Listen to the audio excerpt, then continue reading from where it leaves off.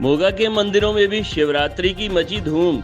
मंदिर सजे नई नवेली दुल्हन की तरह। पंजाब के मोगा शहर के मंदिरों में शिवरात्रि की छटा देखते ही बनती थी। मंदिर बहुत सुंदर तरीके से लाइटिंग और फूलों के साथ सजाए गए थे।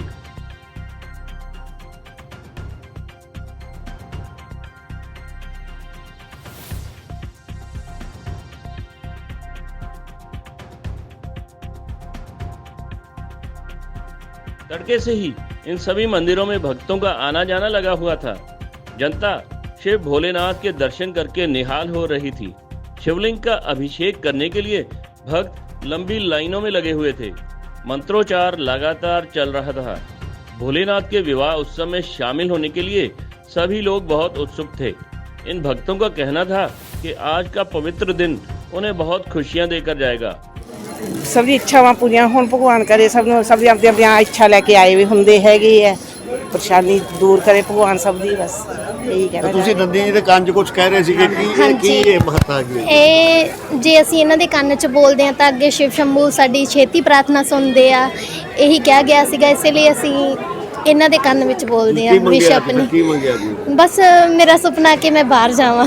ਹਾਂਜੀ, ਅੱਜ ਬਹੁਤ ਵੱਡਾ ਪਰਵ ਹੈ ਜੀ महाशिवरात्रि ਦਾ।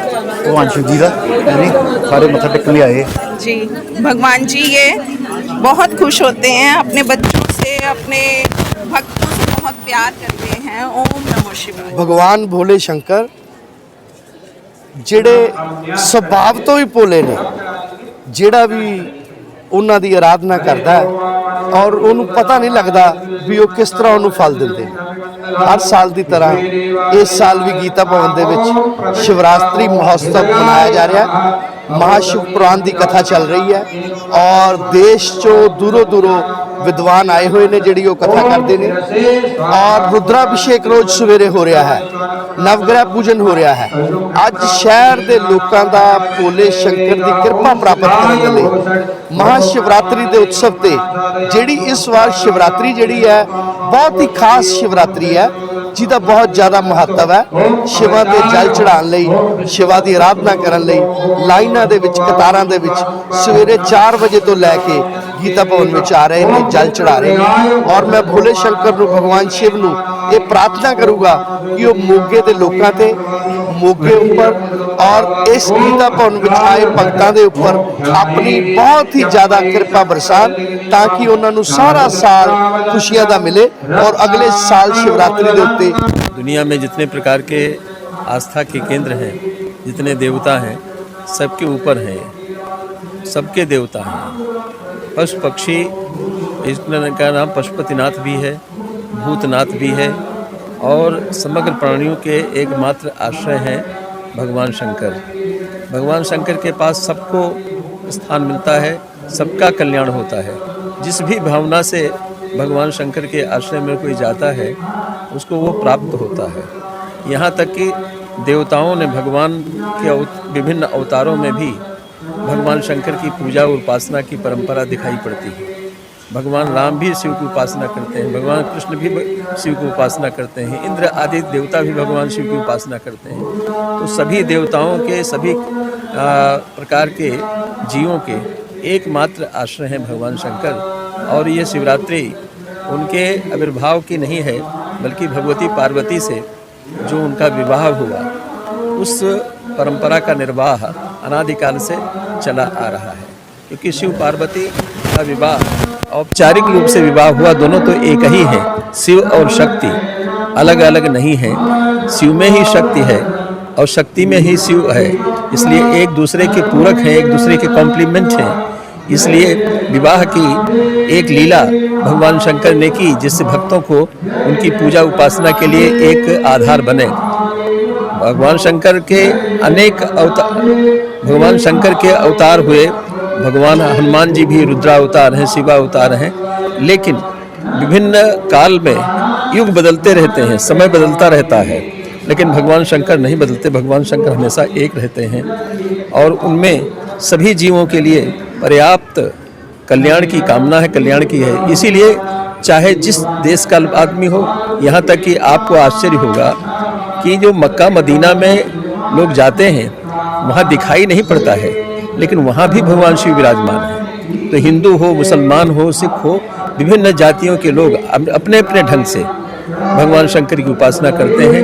वर्ष में एक बार उस समय जब बसंत ऋतु अपनी पूर्णता में होती है और नया ग्रीष्म ऋतु शुरू होने वाला होता है, नई फसल तैयार होने वाली होती है, नए नए फल और फूलों का समय जब होता है, तब भगवान शंकर का ये पर्व सारी दुनिया मनाती है। और ये देश भर में 12 ज्योतिर्लिंग हैं, 12 ज्योतिर्लिंग हैं। उन 12 ज्योतिर्लिंगों पर 12 ज्योतिर्लिंग 12 राशियों के हिसाब से हैं। जैसे 12 राशियां होती हैं ज्योतिष में, वैसे 12 ज्योतिर्लिंग हैं। और ये विभिन्न भारत के हर कोने में, भारत का भौगोलिक नक्शा देखिए तो आपको आश्चर्य होगा कि उत्तर से लेकर दक्षिण तक विभिन्न स्थानों पर भगवान शंकर के ये ज्योतिर्लिंग विराजमान हैं। केदारनाथ से लेकर रामेश्वरम तक। और अनेक विपदाओं में, अनेक आपदाओं में जीव आश्रय जब भगवान शिव का लेता है। भगवान शिव मृत्युंजय हैं। मृत्यु भी अगर आती है तो उससे भी बचने का उपाय भगवान शंकर के आश्रय में है। मृकंड ऋषि के पुत्र मार्कंडेय थे, उनको मृत्यु निश्चित थी। उनकी 12 साल की उम्र में मृत्यु निश्चित होगी। बड़े चिंतित थे मृकंड ऋषि कि मेरा 12 साल का बालक नहीं रहेगा, कैसे रहेगा। तो नारद जी ने उन्हें कहा तुम शिव की उपासना कराओ। मार्कंडेय ने शिव की उपासना शुरू की और 12 साल पूरा होने पर जब यमदूत आए तो भगवान शंकर के शिवगणों ने उनकी रक्षा की और कहा कि नहीं, ये तो भगवान शंकर के आश्रय में है। आज भी मृत्युंजय का जो कभी कोई संकट होता है तो लोग मृत्युंजय का अनुष्ठान करते हैं। भगवान शंकर का जब अभिषेक किया जाता है तो रुद्री है, 8 अध्यायों के रुद्र के मंत्र हैं जिनके द्वारा हम रुद्र की अर्चना करते हैं, अभ्यर्थना करते हैं, पूजा करते हैं। और भगवान शंकर को जल, जो दुनिया में किसी को ग्राह्य नहीं है वो भी भगवान शंकर ग्राह्य है। धतूरा, विष भी हम भगवान शंकर को चढ़ा करके उनसे प्रसाद के रूप में अमृत प्राप्त। शिवरात्रि का पर्व हमारे हिंदू त्योहार में बहुत अच्छी तरह से मनाया जाता है। इसकी हमारे हिंदू पर्व में बहुत महिमा है और हम ये चाहते हैं कि हम जो पूजा करने के लिए आए हैं और जितने भक्तजन यहाँ पे पूजा करने के लिए आए हैं सबकी मनोकामना भगवान पूरी करे।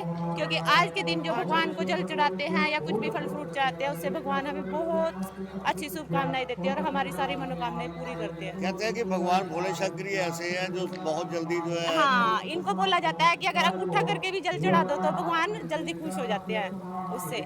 इसलिए शिव शंकर भगवान की भक्ति सबसे परम अद्भुत है हमारे हिंदू धर्म में।